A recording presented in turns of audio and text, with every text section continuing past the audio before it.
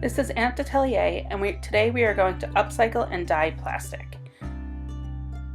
We're starting with these food containers. These are just regular clear polyester food containers, usually PET, PETE, or PETG. We will be using a specific kind of dye called synthetic dispersed dye. This is made by RIT, and it has to be used at a very high temperature.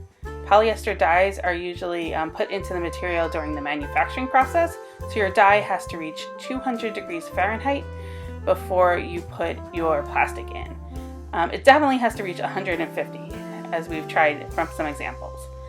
That high temperature will tend to warp your plastic, so once you put your plastic in for about 10 to 15 minutes, it'll be a little floppy when you pull it out, so you'll want to put some tiles or coasters on it to help flatten it out.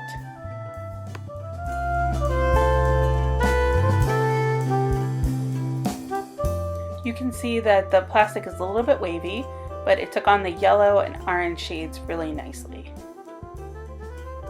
Some lessons learned from this process. The first is that the dye really does have to be at least 150 degrees Fahrenheit to 200 degrees Fahrenheit. We tried to heat up the dye and then pour it onto clear plastic inside a kind of a soaking tub, and that really didn't work at all to get vibrant colors.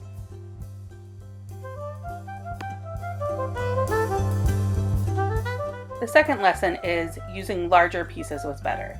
These very small pieces tend to curl up in the hot dye bath. We were able to flatten out some of the wavy plastic after dyeing by using a heat gun.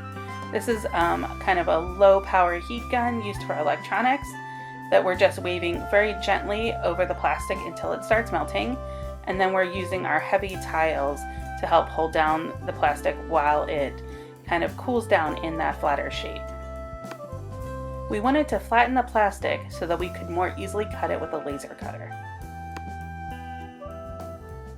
With proper safety precautions, polyester like PET can be cut on the laser cutter.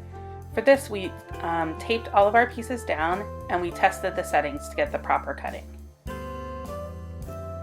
And finally, we were able to take our pieces and make them into some beautiful upcycled jewelry.